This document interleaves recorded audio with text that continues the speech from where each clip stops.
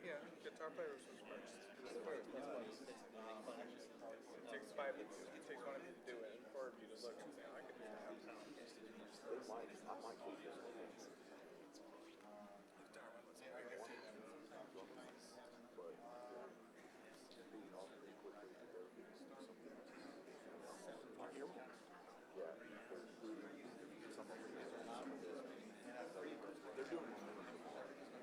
The band's not staying this, but anyway, ready? We're on. I'm gonna see if they do. I don't think they are because they're trying to get out. But I'm going to turn this off when you hear something. We have more than an hour stuff to get through, so honestly. We got 3 bars there. We got 4 bars here. Okay. That doesn't mean anything. I could eat through those. Yeah, well, you want to halfway through just look at it? No, yours is in alkaline, so you're good. Ready? Yes, sir. Good morning. Wow, what a beautiful bunch. Can I be honest? You guys are beautiful. All right, here we are, the last day of classes, at least in the little breakouts. Hopefully you've got your day all mapped out. We're glad that you're here. We have a treat. Nothing is more interesting than in-ear monitoring techniques. But truthfully, that is one of those things that we all understand the need and often don't understand the how. So we've got a Jedi master of RF and IEM and mixing and the Yoda of... I'm thinking more of Chewbacca right now about that. Anyway, welcome, and we're going to get started right now with Kent Margraves. All right. You guys hear me okay? This loud? Louder? A little more? How's that? Okay? Where is this thing? All right. In-ear monitors, right? So a warning, I wouldn't say I'm panicking, but I'm going, oh man, how are we going to get through this in an hour? There's a lot. And I've done this session in past years for many years at all different lengths and depths up to half a day. So what I've done is I've taken some slides, mainly for me to stay on track. I don't want to be glued to the projector, but need it to kind of make sure we hit the things that are most important. And I've pared that down to what really matters, I think, for this environment. Need to find out who's here. So how many of you are sound techs? You're on consoles and you're doing gear. All right, and who's on stage? Your worship leaders, your instrumental, wow. Vocalists. How many of you, the latter group, are vocalists? Okay, how many are instrumentalists? We've got everybody here. That's cool. Well, this session is designed for both. If you're not a tech, don't worry. This session is not going to be a bunch of decibels and all that tech talk stuff. Last couple days, some of it has been. This is for everybody. So, let's jump in, and we'll skip around a little bit on these slides, but these are the things we're going to hit. We're going to talk about all these things. Most of the session will be spent right here. It all applies to in-ears, but we have to get through talking about how our ears work and how our brains work with sound, right? So if you're mixing monitors from any of these ways, the point is this is not a product training, and this is not about the technology so much as the application. So if you're mixing monitors from front of house, which most of you are, how many? You got one console out in the audience, and it's also doing your monitors, whether it's in-ears or wedges, okay? You may be doing a dedicated monitor console. Anybody doing that? A couple of you, 3 or 4? Using personal mixers? And we've got one of those. If you want to see those, we've got one, don't we, Mike? Yeah, see it back there. It's a P16, a little personal mixer you can put on stage. If you're using those, remind me, I don't want to spend time on this right now, but if you're interested, there is an issue on some digital consoles and delay compensation for personal mixers. That if you're a sound tech and you want to talk through that, if you've experienced, it sounds like looks like some of you may have had an issue with that. We can talk through that maybe at the end. Monitor mixes could be stereo or mono, regardless of where they're made here. So the point is, whichever way you're doing this, this applies. This is about how monitors are perceived on stage. Doesn't matter if your ears are wired or wireless for what we're talking about here. How many are wireless? Okay, and the rest are wired, right? Wired? Yeah. Why do we do stage monitoring? And let's keep it interactive. Take a shot. Why do we even have any kind of monitoring on stage in our modern worship environments? So you can hear yourself, right? It hasn't always been the case. If you look back in time, you can do live sound without monitors, but for our modern environments, usually the PA is pointed at the people and not at the stage, so we get a lot of gain before feedback. We rely heavily on that, and if you're on stage, plenty of you are, you know that you're behind the PA and you need stage monitoring, whether it's a wedge or in-ears or whatever. So let's talk about our ears.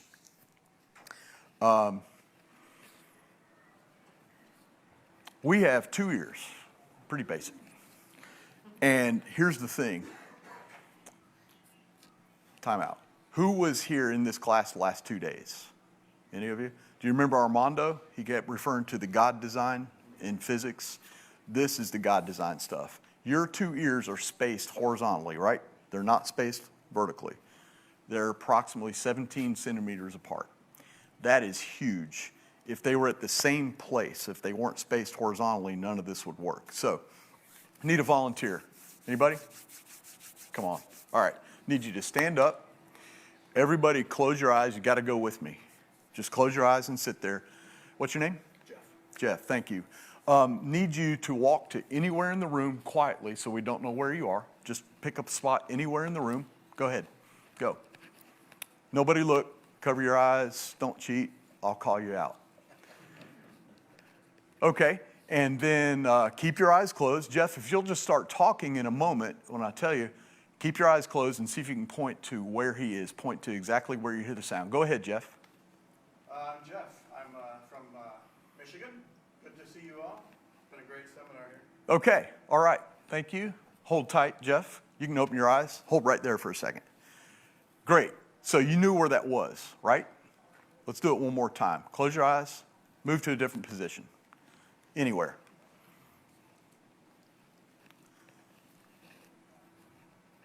All right, you can speak. Isn't Disney World awesome? I got to say, didn't see much of it, but this place is cool. Okay, great. Thank you. That's great. So the point is, with your eyes closed, you can localize in the horizontal plane. And that is a big deal. Sorry, I'm not used to wearing the mic. I'm usually on the other end of the snake. I just really messed up our online audience, didn't I? Sorry. Couple of tech terms really fast. ITDs and ILDs. You don't have to memorize them. Just understand that interaural time differences mean that when Jeff was speaking up here, for instance, in this position, he was getting to your left ears probably slightly earlier. We're talking microseconds than your right ear. And your brain knew by time that something was weird or something was weighing him to overhear.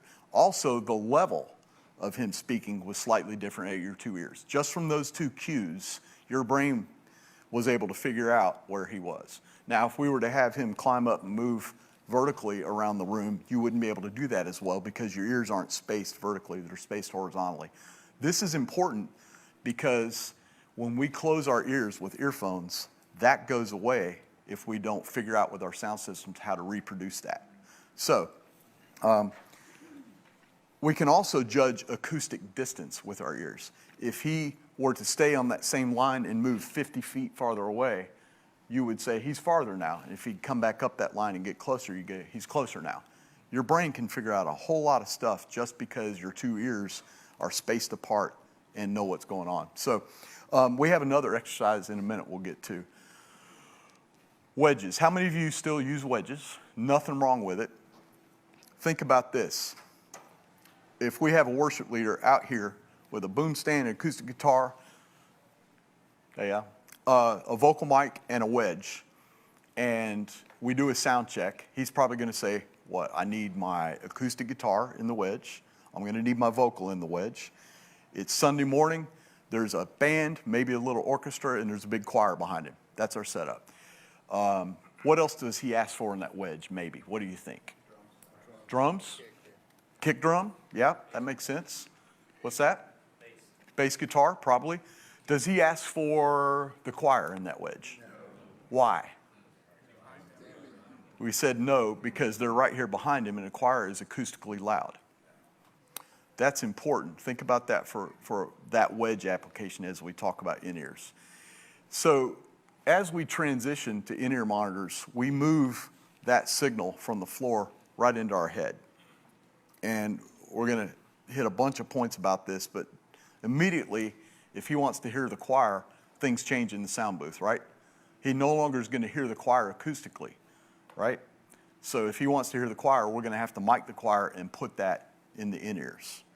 So if you're making a transition or looking at doing it from wedges to in-ears, you got to think about, I'm going to have to mix this differently.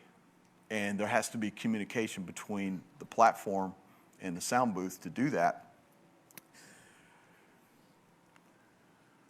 So let's talk about some advantages of IEMs as opposed to wedges, and then we'll talk about disadvantages. We'll run through some of these.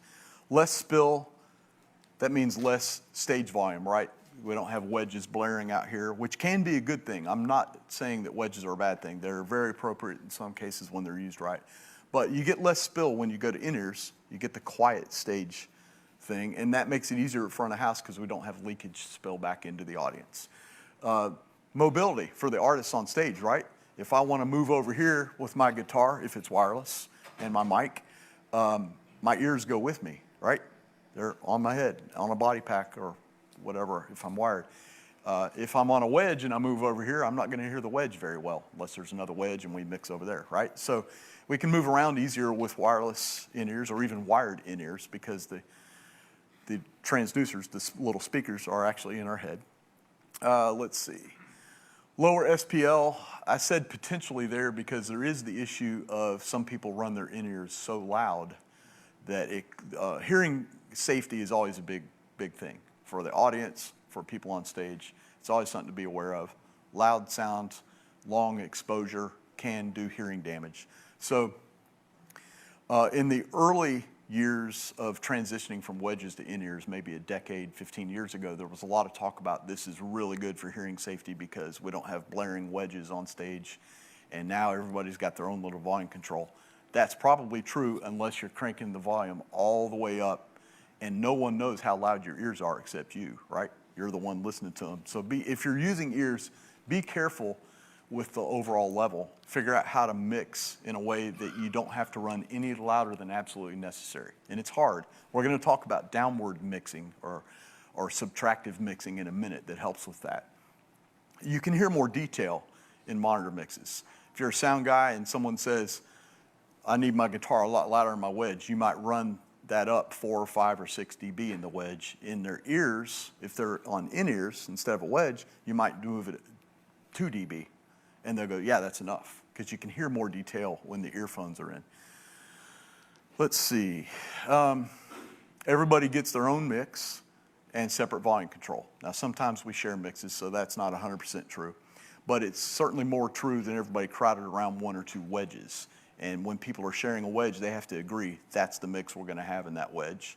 And that's the way it is. You've got a discrete communication path with ears. Do you guys use talkback mics? How many of you use talkback mics from your sound booth? Wow, great. That's a great tool. So if you need to cue the people on stage, tell them what's going on or what's happening, that's great. What about music director mics? These are microphones on stage to talk to the band. Some of you are doing that. That's becoming very common for whoever the music director is, maybe a keyboard player, guitarist, whatever, to tell the band, all right, we're going to hit that chorus again, or watch out, here comes that key change that you always miss, don't do it, that kind of thing. Those have to be routed, obviously, just to the ears and not to the PA. And don't make that mistake. But you can't do that with wedges unless you want to run the risk of people hearing that communication in the audience. You can run clicks in ears. Don't put clicks in open wedges. Everybody will hear the metronome in church. I've seen it happen. And cue tracks or guide tracks, which are commonly used now if you're playing to a click, that say chorus coming now or verse coming now and have count-offs and things like that on them. Portability. It's probably easier to pick up an IEM pack and move to the youth room than it is to pick up a wedge and move or change positions on stage. Aesthetics, you could argue either way. Some people say, I like not having wedges on stage, but I don't like seeing these things in everybody's ears and then fiddling with packs, so trade-off there. Acoustic isolation, this is the big one. We've already done an exercise. Oh, no, we didn't do that one yet. When we plug our ears, essentially plug them if you're using closed earphones, we have removed ourselves from the acoustical environment, right? We're going to demonstrate that in a minute. That is huge, and that speaks to the choir example a minute ago. I no longer heard the choir as a worship leader behind me because I closed my ears with these little devices. So that's a good thing if you manage it right. It's a terrible thing if it's not managed right, and it's a hard transition. That's why we're here. How many of you are vocalists that have used in-ears and you pulled one earphone out? You're in trouble. No, I'm just kidding. I totally understand why you do it. Hopefully in this session, you'll take away some things that help you get to where you can leave both ears in. That's the point. And I've worked through that topic a million times with various churches. Cost, let's just move on. I mean, it could be all over the map. IEM disadvantages, again, aesthetics, either way. Acoustic isolation, you could argue either way. You can't really share, at least wireless earphones. I saw it done once where somebody was wearing a body pack and used a headphone splitter, and two people had to like stand close to each other. And I guess you could do it, but it's not as easy to share wireless IEM receivers as it is to put a wedge up for 3 people and say share a wedge, right? And again, cost depends on what we're doing. So, all right. Proper earphones for monitoring are designed for monitoring. It's a little bit different than listening. Now, I know in a pinch, you'll grab the iBuds that came with your iPhone or whatever and throw them in your ears on stage, and it works. It's not the same, but it can work. It's better if you're using earphones that are made for stage monitoring, which are more neutral, hopefully, and not hyped up to sound great when you go for a jog or you're just listening to music on an airplane or something like that. They make a seal if you're using closed earphones. Hopefully they go in and make a seal, and that's why you're isolated.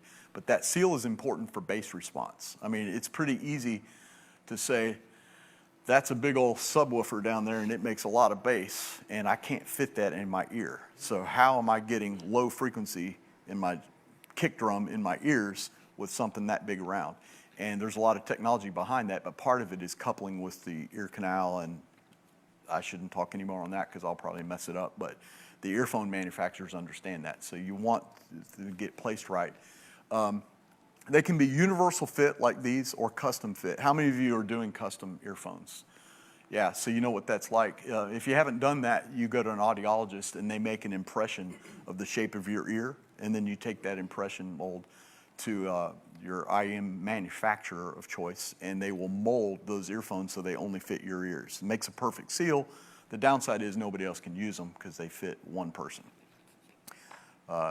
I've done both. I have custom earphones. I have some here in my bag, actually, if anybody wants to see some and hasn't seen those before. This is a big thing, the term occlusion, and I referred to it already. That is the isolation thing, right? So I'm going to jump ahead. I'm thinking about time here. I'm going to jump ahead and do this next exercise, and you're all going to feel silly for a minute, and it's okay. Maybe I'll take a picture while we do this. Take your 2 fingers and, okay, everybody talk for a minute and just remember what you sound like acoustically. Say your name or talk. Go ahead and talk. Okay? Okay. We all know what we sound like, right? You know what your voice sounds like. Take your fingers and put them in your ears until it's isolated, Make sure you've plugged your ears. And now talk again and just hear what that sounds like. Keep talking. Okay. All right. So did it sound different? All right. Somebody tell me, how did it sound? Sounded muffled? Louder? Interesting. What's that? Less resonant. Yeah, so I think it's probably a little bit different for everybody, but the point is that when we speak without plugging our ears, we hear our own voice, obviously, but how we hear it might not be so obvious. The acoustic path is obvious. The sound goes right back into our ears, right? We're also hearing ourselves through our own head. It's bone conduction. So our head is actually vibrating. So when we plugged our ears, what we were hearing is not the acoustic path, just what's left. That's the occlusion effect. That's the bone conduction resonating through our head. That's that muffly, weird sound. So think about this. If you're a vocalist and it's the first time you've used ears and you put the earphones in, and we say ears as a shorthand, right, for earphones. You put them in and you start talking, and your sound guy hasn't even put that vocal mic in your earphones yet. That's what you hear, is what you just heard. And you freak out a little bit and you go, man, I sound really weird. I need my vocal in here. Well, as you bring that vocal up, now you're hearing two things. You're hearing the bone conduction, which is not a normal sound that we're used to, and you're hearing the microphone back in your earphones. So you're hearing a balance of those two things. If the level of the microphone, my voice, in this case, if I'm wearing ears with the vocal mic, as I say more vocal, more vocal, more vocal, I'm not only just making it louder in my ears, I'm changing the ratio of what I'm hearing. And if you're not a vocalist, please understand that earphones are tougher to get used to for vocalists than they are for instrumentalists. Because bass player's instrument's not in his head, and a drummer's instrument's not in his head, right? They still are occluded, and they still need to manage that, but they don't have the resonance. Well, maybe a drummer, there's some resonance going on, right? But you're changing the ratio of the mic sound back in the ears and the bone conduction. So if that ratio is not right, the vocal's going to sound really muffly in your ears. So if you're having that as a sound tech, and a vocalist on stage who goes, man, my vocal just sounds like really weird, and you solo that at front of house and say, well, I'm listening to what you're listening to. No, your voice sounds fine. Well, you're both right and you're both wrong. Sound guy's going, it sounds good to me. You're crazy. And the vocalist is going, no, it's not right. And that's why. Because the sound guy's not going to hear the bone conduction from that person's vocalist. So if you're a sound engineer and you're listening to a vocalist's ears mix, you're never going to hear it exactly the same way they do because the instrument's in their head, not yours. So just keep that in mind as you work through this stuff. And if you can get this right for vocalists, the rest are much easier. Let's see here. So these are just more points on the occlusion, bone conduction. I think I've hit all those. Yeah. So let's move ahead. Now, I mentioned hearing safety. You could argue this either way. This article is from many years ago. I've referred to it a lot of times. George Peterson's a very well-known guy in the professional audio industry. He's a magazine editor and many other things. He's not paying me. He doesn't even know. Maybe I should send him an email and say, hey, I just promoted this. I checked. It's still online. Please read this. It talks about this exact topic really well. And it's actually called The Quiet Stage. It's about getting the stage quieter, but it talks about earphones and how all this works. So let's back up here, right here. When one earphone is removed, monitoring level goes up. And I say that from experience. The nearby sounds compete, binaural summation is disabled. Don't worry, you probably don't know what that word is. I'm going to tell you. Your audiologist knows that word. If you go to an audiologist, drop that, and they're going to be like, whoa, because they went to school and learned all about that. 2 ears is the way to do it. It's harder to get the mix right, but if you work through that, it's the safe way. Here's why. If you don't have the mix just like you need, and this happens all the time, the first thing to do, or first thing we do, even though it's not great, in a pinch at sound check or even live during worship. I bet if we watched on this stage, somebody does it sometime this week, is drop an earphone, right? Pull one out. Because we know what our ears sound like naturally. If we're not happy, we can pull one out. We know we're going to hear the room, and it's better than nothing, right? It's not a science or proven, but through experience, I've seen this so many times, I think it's safe to say that whatever level someone has, overall volume, in their ears with 2 earphones is about 8 to 10 dB quieter than they'll run when they pull one ear out. I say that because if someone pulls an ear out and you look at their volume knob on their pack or on their personal mixer, go back in 10 minutes and look, and it's a lot higher. They may not even realize they're doing it. And the reason is, whatever volume this is with 2 ears works. When you pull an earphone out, now there's all this other sound in the house. There's drums, there's whatever's going on. They're going to have to push this pack up to be able to focus on the one ear. Now we've got a problem, several problems. One is we have to think about hearing safety. Are we running one ear too loud? Are we going to cause damage to one ear? That's a concern. Binaural summation is essentially this. Again, God designed. No gear can do this stuff. This is advanced physics. But the way I understand it is when both ears are working together with the brain, as you hear sounds, whatever the SPL is, the loudness, the level, how loud that is hitting your ears, your brain actually hears it somewhere between 3 and 6 dB louder because of the way 2 ears work together when it gets to the brain. So think about that. It's like free level in your head. The level hasn't changed, but your brain hears that. It has to do with coherence and stuff. But if you pull one ear out, you've defeated binaural summation, which is the way we're designed to work. We're designed to have 2 ears working together. So that's another reason not to do that, because now we've defeated binaural summation and we have to run a single earphone louder. So that's why when I work with vocalists and one ear is coming out, I get very passionate about it. I'm not mad because I understand it, but I want to see people get to where they can put 2 earphones in. And in my own church, we've done this over the years. We have people that want to pull one earphone out for comfort, and we go, all right, we're going to take a month or maybe 6 weeks, and we're going to get you to 2 ears. We're going to work on your mix. We're going to work on your communication of how you talk to the sound booth about what you really need until you're comfortable. And it can be done. You guys look all like scared of earphones now. I'm not trying to scare you. I've got one job here, and this is it. Thank you very much. We use an Avion system. Okay. And everybody has their own control, basically. Okay. It works out pretty well, but half of them still pull it. Okay. Ear out. So for our online audience, I'll repeat this. It's more of a comment, but it's a good one than a question. He's saying they have an Avion mixer, so everybody kind of has their own control of their mix, but there's still some of them taking one earphone out. So my response is, are you the sound guy? Sound and vocalist. So you're on both ends of the snake. You do sound and you sing. I'll take some weekends out too. You alternate weekends. When you sing, do you wear both ears? I do. Okay. So then you're in a great position politically and team-wise. Excellent. This is the personal mixer we were referring to. If you want to see one of these, thank you, Mike. This is what it looks like. You put it on a mic stand or set it on stage. You can dial your own monitor mix.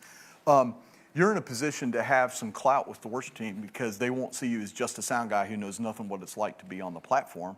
And you can say, look, I'm using 2 ears. Let me listen. I think you need to plug your earphones into their Avion mixer.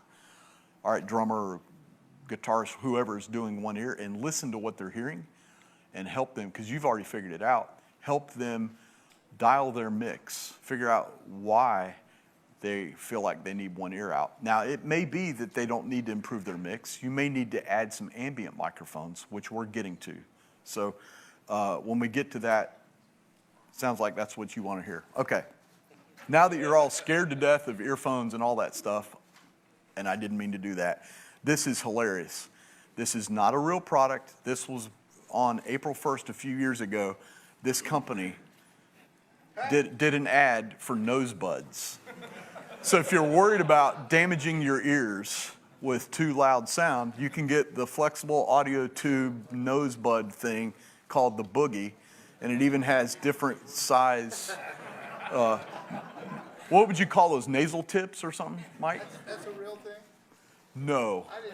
No, but people thought it was real. On April 1st one year, 6 or 8 years ago, this was a really big topic in the industry. They did an online ad for a new product, and some people thought it was real. All right. That's there just to remind me to talk about. So what's that? Go back one real quick. Go back one? The Boogie. Oh, we're taking pictures. I did a Google search prepping this class. It's not online anymore. It was up for years and years. I think the brand the manufacturer was Kicker. They make like car speakers or something like that. It was those guys that did it. But anyway, I thought it was funny. It's especially funny after we've talked for a few minutes about scaring you with don't hurt your ears and blah, blah, blah. So let's say this. We'll go back to an example we started with. I'm not a vocalist or worship leader, but for the moment, let's say I'm standing here as one, and I have a wedge, I have a boom stand with my mic on, and I'm playing, I'm singing, there's a band, there's some vocal singers, whatever you have in your church. It might be a choir, an orchestra, whatever. And we spend a little budget, and we say, hey, we're getting an in-ear monitor system. We're going to start with just me, not the whole band yet. I'm going to get one. And we buy it, we hand it to the sound guy, and he takes the transmitter. Of course, you have a transmitter off stage and a body pack receiver. And he sets it up, and you have your first weekend, and the sound guy who's never made this transition takes the monitor signal out of the front of house console or wherever it is. So that monitor signal that was going into this wedge, he plugs it in to the transmitter, right? He's saying that's his monitor signal, or that's my monitor signal. He's plugging it into the transmitter. I put my ears in, first time, I go up, I do a sound check, and I say, man, my mix is way different. And he says, no, it's not. I gave you exactly your mix from last weekend. I plugged it in, didn't change the knobs. Who's right? Yeah, both of them. And we talked about this a minute ago, right? Just thinking through this. So I'm right because I'm going, this sounds completely different than it used to. And the sound guy's going, well, it's the same signal I always sent you, but the difference is the acoustic portion of what I've always heard is gone. The choir that I used to hear, it's gone. Now I'm hearing my vocal with this weird woo-woo thing because I'm going to need more of that. So that's why the transition from in-ear or wedges to in-ears can be like this. Oh no, what have we done? We just spent money. This really stinks. It doesn't have to be bad. It's actually a really good thing. So let's talk about what are needed. What items from the stage, what sounds are needed in an IEM mix? And we may not hit all of these points. These are just up here to kind of help me remember some of the things I want to hit. But you can respond. What's needed in an IEM mix, especially things that you might not put in a wedge mix? What do you think? House? Some of the ambience of the house. Great. Yeah, the audience. Right. So how would you do that? We have a condenser that sits right underneath one of the house speakers. You have a condenser mic that's routed only for the ears. It doesn't go in the PA. That's right. We'll talk about specifically how to do that well in a minute. Pitch and time cues, those can be a variety of things, but for singers, it's usually a keyboard. Might be a guitar, but singers certainly need a pitch reference. Time cues, as vocalists, sometimes vocalists don't need a click or metronome in their ears. Sometimes some of them do, but certainly that depends on your application. I don't want to get into that because we could argue all day, and there's a lot of answers that. Full mixes and partial mixes. So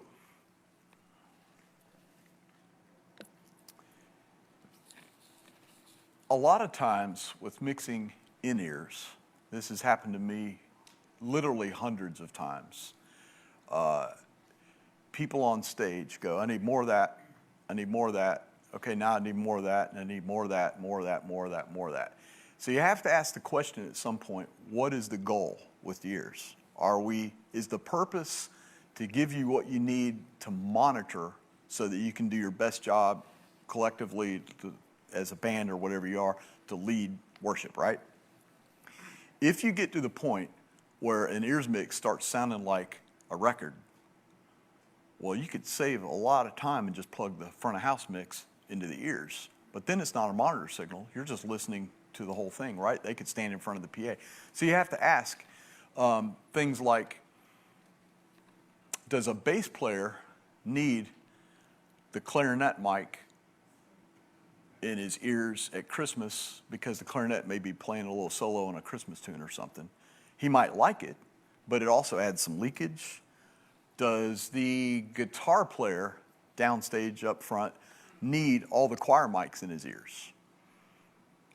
He might like it. It also might add a lot of cloudiness. It might add a lot of leakage and ambience and make it harder for him to really focus on the things he needs to hear, like himself and the other guitar that he's trying to play parts with and not against, and things like that.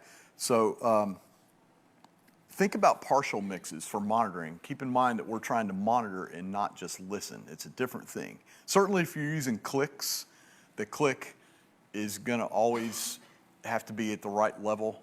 How many of you are using metronomes in your ears? Yeah, a lot of you. It's pretty common these days. Keep in mind that that's a pretty damaging thing. It's a very transient, mid-range thing. So if someone's asking for more click, and then more click, and then more click, and then more click, and you're the sound guy, listen into their mix and see what's going on. It may be that you can turn other things down, and you're not lying to an artist on stage if they say, give me more click.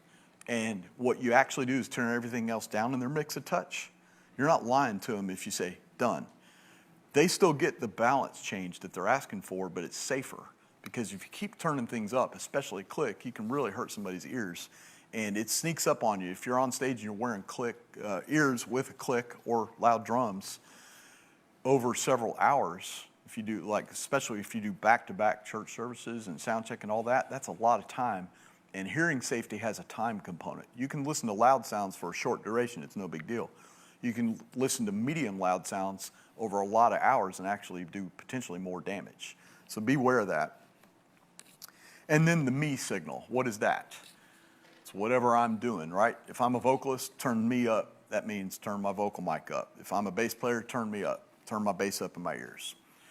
The way I do ears checks is at sound check, we will have each instrument or voice play or sing a phrase by themselves, and we're looking at two things. Gain structure. I want to make sure their signal is hitting my console correctly. We talked about this in the audio intensive the other day, I think, or maybe yesterday if you were here. That's important.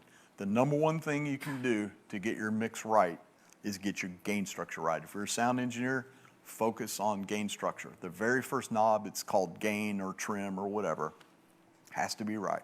If you're not a sound engineer and you're on stage, understand that taking 5 minutes to go around and each person play by themselves and nobody else play for a minute buys you tons of time later in the day in getting your sound right. It's hard for musicians to stand up there and not play while one person's going, but it really does matter if you do that. So one person plays, say it's a bass guitar, I'm looking at the console, gain structure right, and then the only other thing I care at that moment is, can you hear yourself? Do you have enough of yourself in your earphones to get started? And then we'll work on the balance in a minute. If they go, no, I don't have enough, then I'm going to look at that on the console and figure it out, turn it up if I need to, or whatever. That's the me signal. And for most people, whatever they do, their voice, their instrument, whatever, is pan center in their head and should be probably the loudest thing. How many of you would agree with that if you're on ears? Yourself is the loudest thing in your ears. Vocalist? No? Let's ask you, can I pick on you? What do you do? Typically, I keep click and track towards the loudest. What are you a vocalist? Drummer. You're a drummer.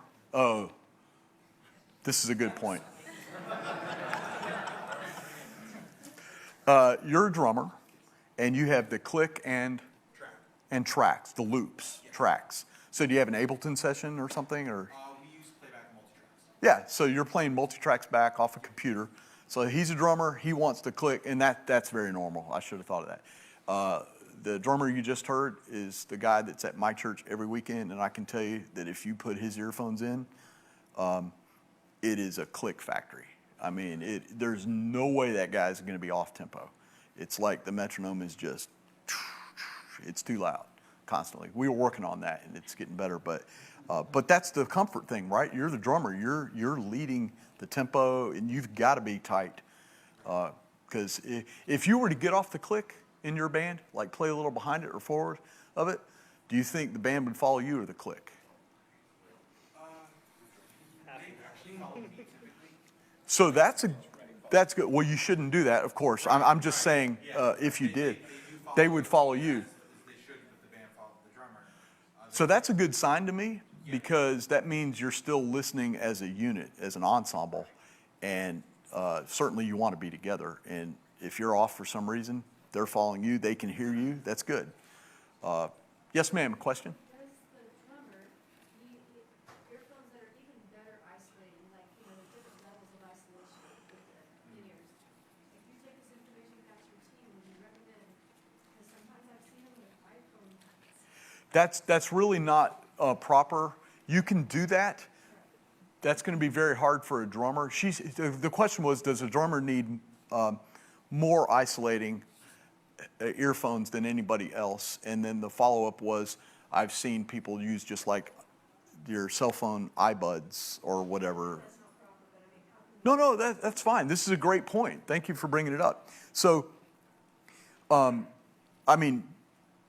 weekends ago, we had somebody on our platform who forgot to bring their ears, and I reached in my backpack and got out the little $9 white things that came with my cell phone that have a microphone built in, and I said, you're going to hear something.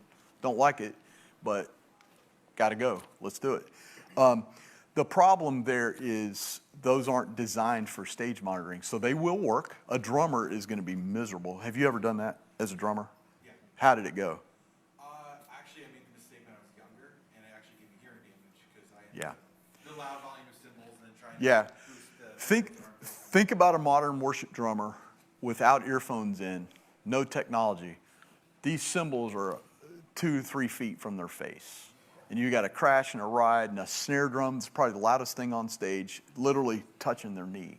So I would say isolation on drummer earphones, as long as you build the mix correctly, you can't have too much isolation, just from a safety standpoint.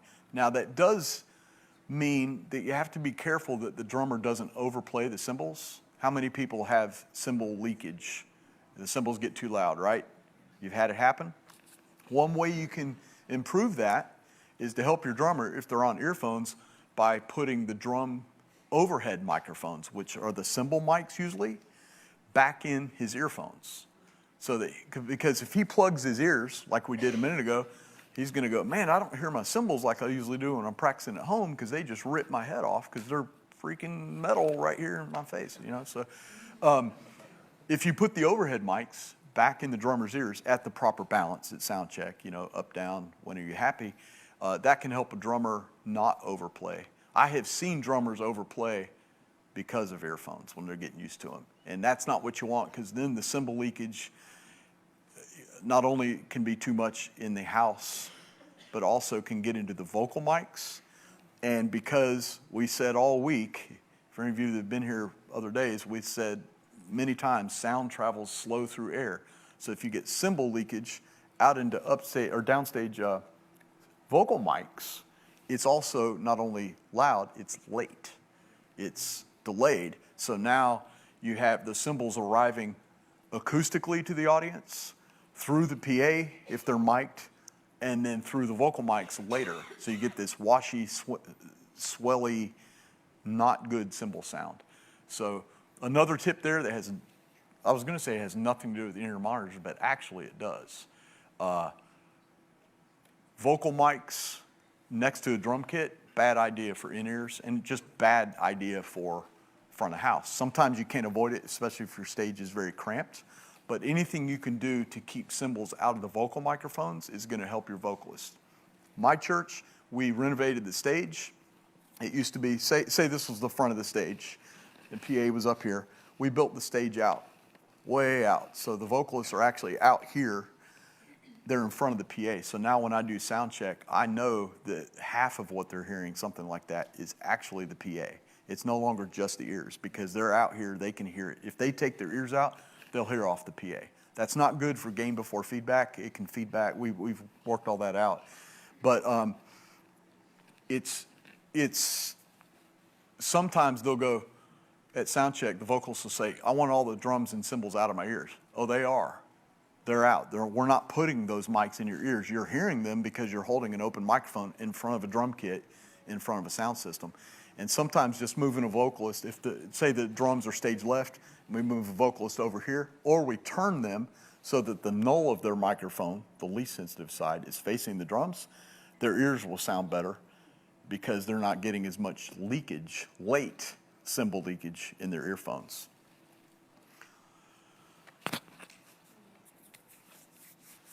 Let's see here. I'm just watching the clock and trying to.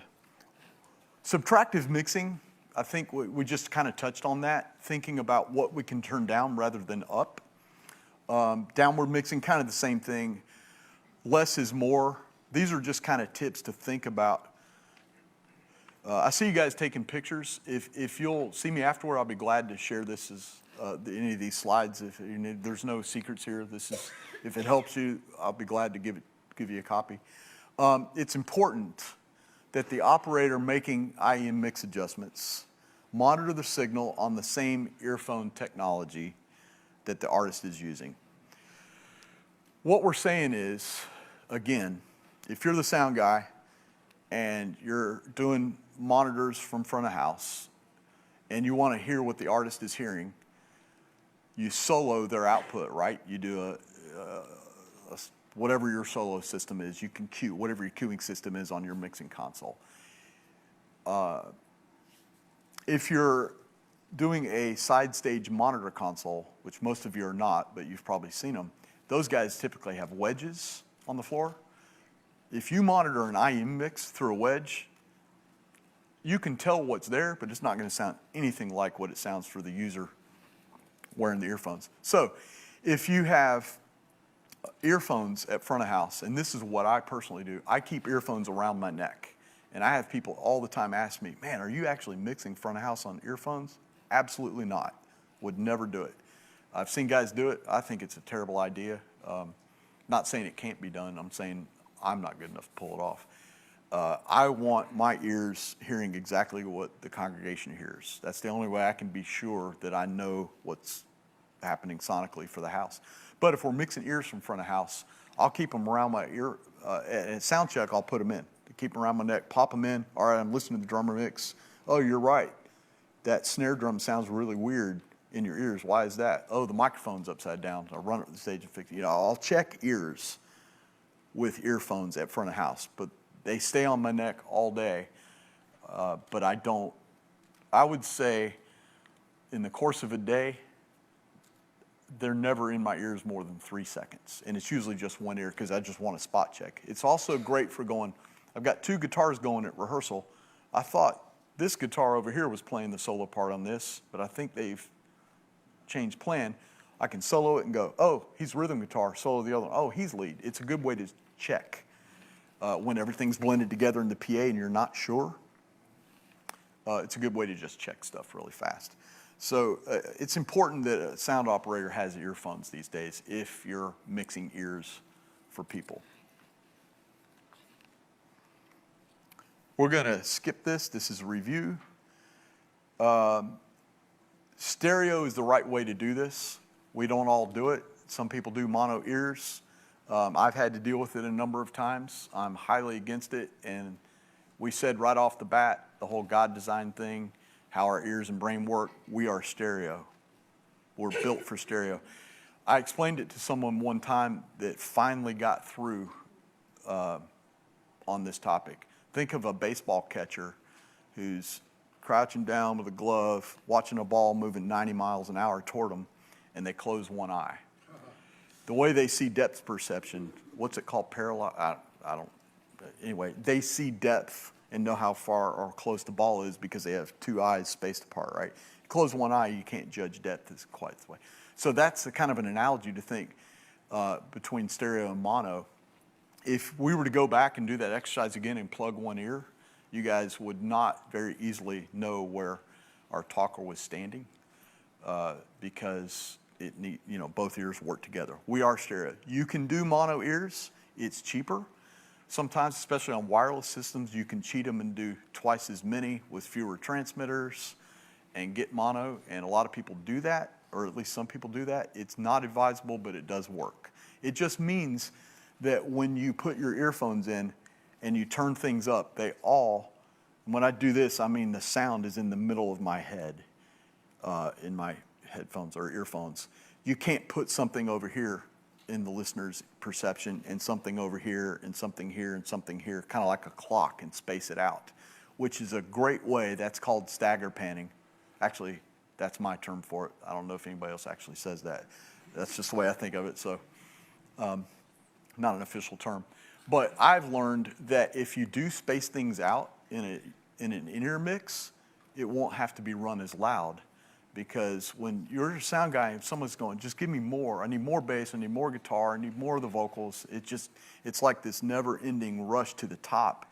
And that's always the case. Or I shouldn't say always the case, it's very commonly the case.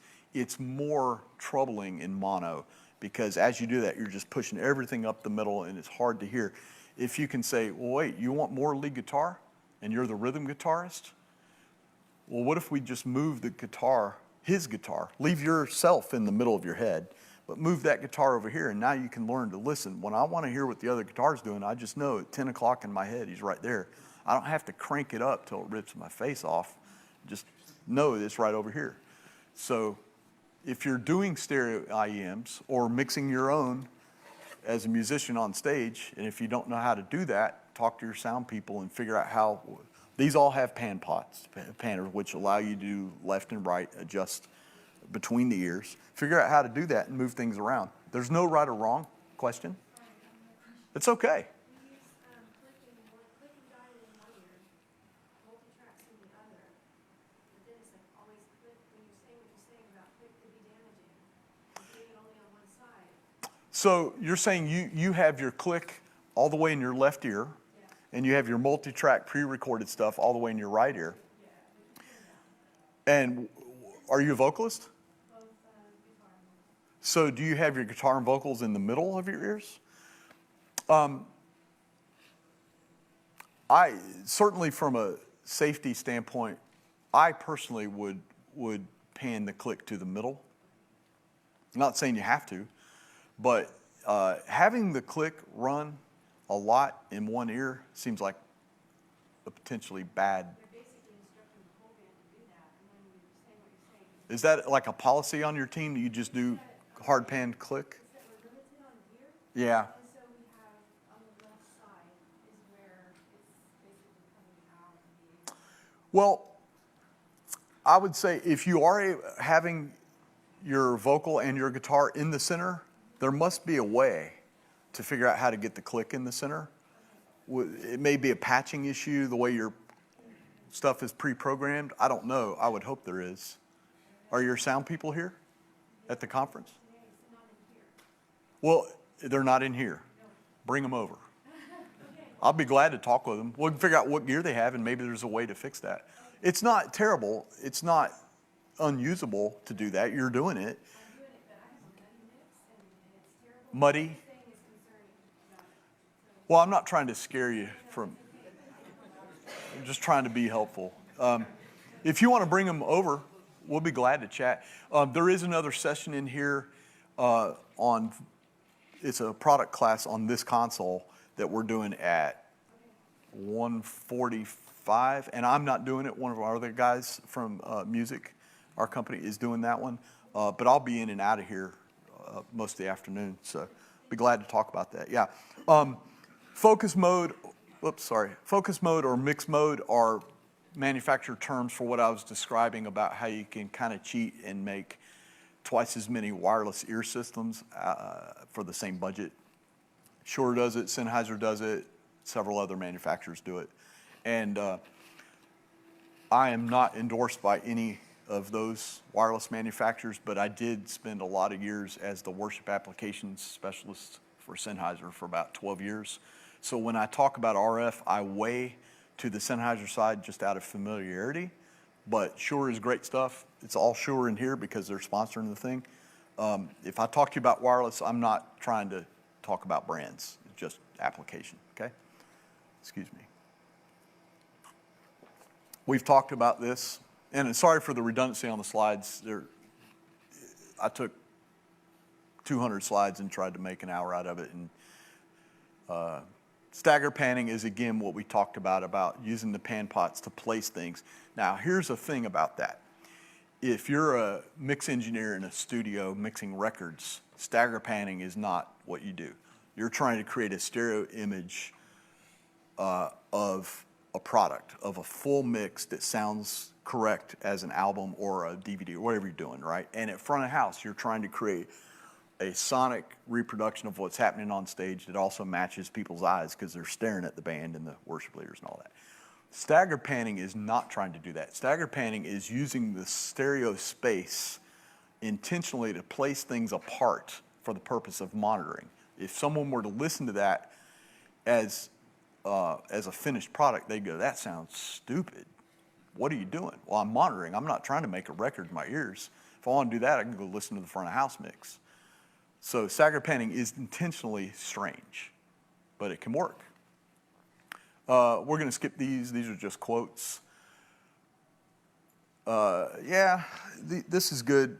You know, again, I'm just mono versus stereo. We have to do mono in some environments. Stereo is the way we're built to work, so please do stereo whenever you can.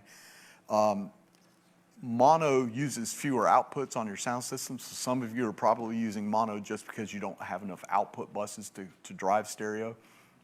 Okay. Been there many times.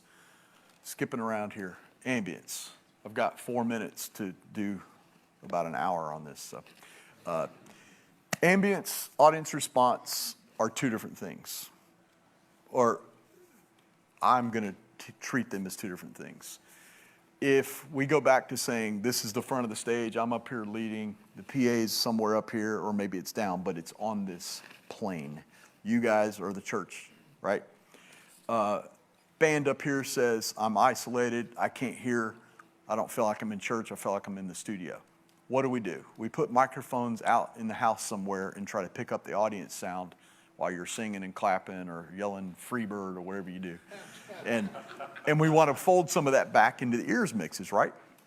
We don't need it when I'm out here leading with a wedge, because if you yell Freebird, I probably heard you, or I can hear you clap and all that stuff. But as soon as I put these in, I don't hear it.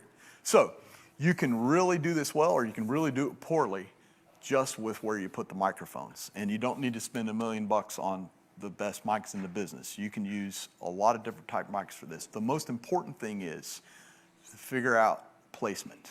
Now, the best way to do this, most of you, at least in my experience, can't actually do the best thing because the aesthetics police will never let you put where your podium goes, if you have one, or center stage, 2 microphones right here crossed for stereo would be the perfect way to get a good sound in stereo of all the noises in your church for monitoring. You can't do that most of the time because it doesn't look right. So what you'll end up seeing a lot of times is we take those 2 mics, we spread them out, and we put them on each end of the stage on a boom stand, and we kind of point them and cross them to the back of the room. That works pretty well. It gives whoever listens to those in the stage mixes in their ears a stereo image of what's going on in the room when people are clapping or singing along or whatever. You have to be very careful to put the right amount of that in the ears, because the right amount works. Now I'm in church. Now I'm not in the studio. I feel like I'm with people.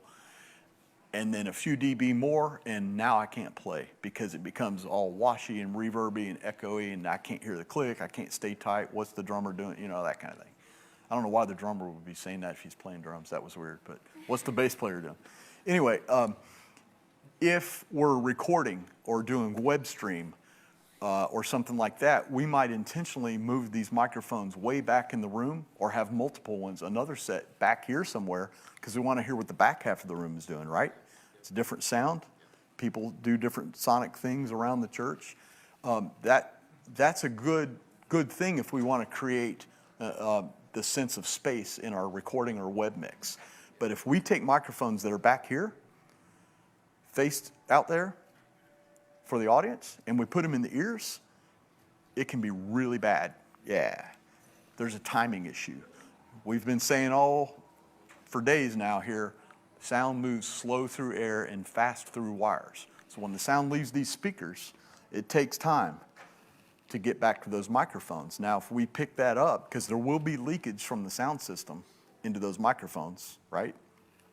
The band's gonna hear that leakage, and it's gonna be, some of you musicians spend your whole lives trying to find the pocket and really get tight and play as a unit, and then you put this like a flam kind of thing in your ears, and all of a sudden you can't play tight together. So that's simply position. So think of wherever your PA is. If you have a speaker up here or speakers on either end on the ceiling or flown or on the stage or wherever that is, think of a line there and think of that as time zero.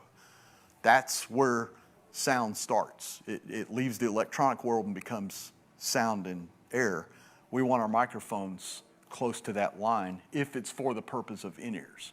Now, if you're broadcasting or wanting to record and you want to get a big sound of audience, you can put mics wherever you want and figure that out when you mix it and align them and delay them and all that stuff. But for in-ears, we want to make sure the microphones that we place for the house sound are in time with the PA. There is going to be leakage. Those microphones will hear your sound system. Now, if you can use shotgun microphones, which have a very narrow pattern. Some of them, not all of them do. It's a marketing thing. And try different placements until you can get the PA leakage down so it's not bad. Looks like some of you have done that with shotgun microphones. A couple of you are looking like you worked through that. Let's do questions. I could go all day on this, but we're out of time. Ambience and audience, I didn't get it. Oh, sorry. So they're not completely different. I did say that I'm treating them different. So AR, if I'm mixing and you see channels labeled AR, that means audience response. Those microphones are for the purpose of picking up the audience sounds. Ambience might be that, or ambience, as a matter of fact, if this is the stage, drummers up stage center, guitars, keys, some singers.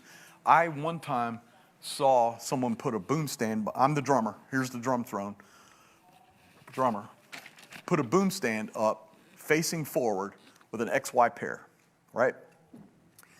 What the band ended up liking was having a lot of this stereo pair. This is just two cardioid microphones. Could be a bunch of different model microphones. You probably have some somewhere you could use for this. Stereo. Now back here, it's not just getting the audience, it's getting the ambience of the whole stage, the whole house, whatever. And if there's any amps on stage or any acoustic sounds, a choir, anything that's loud, it's gonna hear all that. What they found, because this is a stereo image and it's XY, which is a really cool technique, they said it was kind of like practicing together. Like the drummer could feel that the guitarist is over here because it's stereo. So putting some of that in helped them feel like, yeah, we can still play tight, but now we're having church. We're a unit on stage. I know my rhythm guitar is over here or whatever it was. I don't remember exactly, but it gave them a sense of space. I've seen that done. That's more of an ambient microphone. It's not focused just on the audience response. It's more of returning the sound of the space to the artists. And if you're a tech only, try to understand. I've done both ends. I haven't done the stage end in 20 plus years. I started on that end, but I still remember. Try to understand that the people on stage, and a couple of you do both, so you can help your teams understand this. It's really hard to put earphones in, and it's really scary to rely 100% on an electronic system when you know that all you got to do is pop your ears out, and your ears aren't you know what your ears are going to do. You can pop your ears out and at least hear, especially if you stand forward and kind of hear the sound system in a pinch. You can hear your audience. You can hear what's around you. We do it all day. So that's why ears sometimes are really tricky. But the thing is, you can do a lot more with ears monitoring than wedge monitoring if you do it right, because you can put things in there you'd never put in a wedge. Clicks, you can have talkbacks, you can have secret messages going around if you need to cue people. You can do whatever you want. Broadcasters figured this out decades ago. They call them IFBs, and it's an in-ear monitor. IFB stands for interruptible foldback, and they do it so they have a monitor signal and the producer can jump in their ear and say you have 5 seconds to break or whatever. That they do one ear, but it's just for like speech and cues. They're not playing music. Broadcasters have been doing this my whole life. We made it stereo and put it on our worship stage and called it in-ear monitors and charged more for it.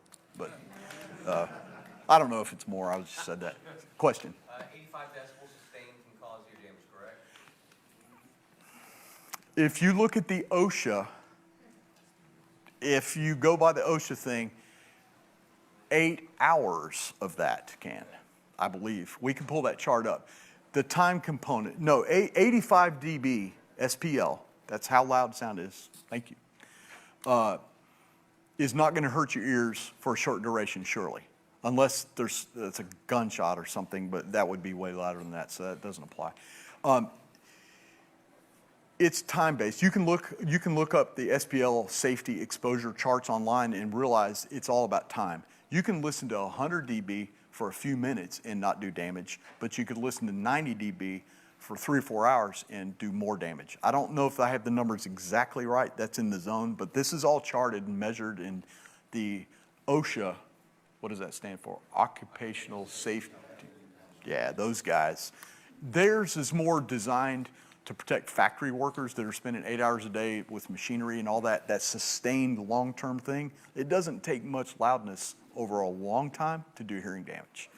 So what if you have a real... How do you measure the dBs in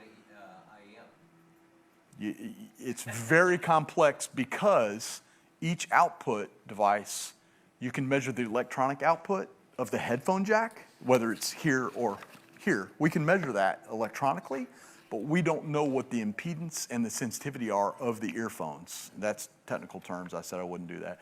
Every earphone is different. There is a way to do it. The manufacturers of earphones have a way that they can actually measure inside the ear. The only way to do it is put the earphone in the ear or in a dummy head. That's how they do it. They have measurement microphones inside a dummy head, and they get the in-ears in, and they can measure the loudness. There is a system on the market, I can't think of the brand name, I'm sure Google can find it, that goes in between your body pack receiver and your earphones, and you program in and say, does someone know the name? Is it Rev? I don't know. Rev, not the Rev pack. Rev? Yeah, it's called Rev. Okay. Rev 33. That limits certain frequencies that are damaging to your through the IEM. I'm not sure if that's the same thing. It might be. I just remember that there's a product that actually measures the level going, it's inserted between the body pack and the earphones, but it calculates, but you have to program in it, or somehow you tell it, I'm on a Ultimate Ears, this model earphone, or I'm on a Sensophonic earphone, or a 1964 earphone, because every earphone has a different sensitivity. So here's a very important part that I've not thought about bringing up in this session.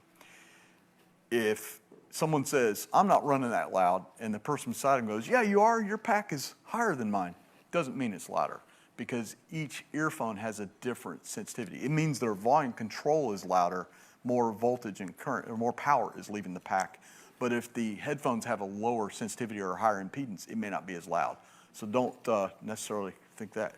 One sec. This one? So, question, dealing with metronome and click, because that is... Metronome. Dealing with metronome and click and what can be the most damaging of all things in the ears. Yeah. Is there a certain pitch or frequency range to keep the click in that does the least amount of damage over time?